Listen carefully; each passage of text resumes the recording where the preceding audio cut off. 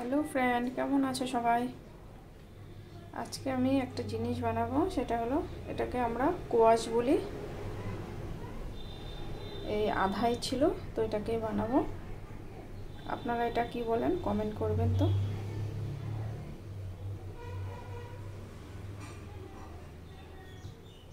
Quash আর একটা পেঁয়াজ নিয়েছি, এখন কেটে নিব। তো এটাকে বানাচ্ছি। এখন কেটে নিয়েছি কোয়াশটা,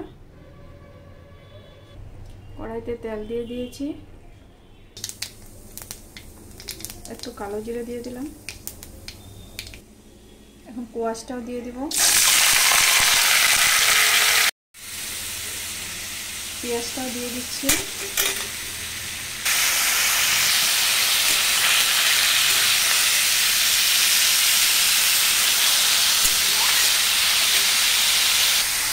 লবণ দিয়ে দিচ্ছি, হলুদ দিয়ে দিলাম। এটাতে সামান্য হলুদ লাগে, বেশি দরকার হয় না। লঙ্কা দুটো দিয়ে দিলাম।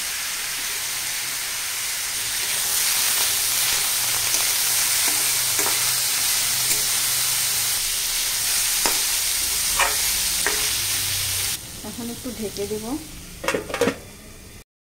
এটা 5 মিনিটের জন্য ঢেকে দিয়েছিলাম। দেখুন হয়ে গেছে।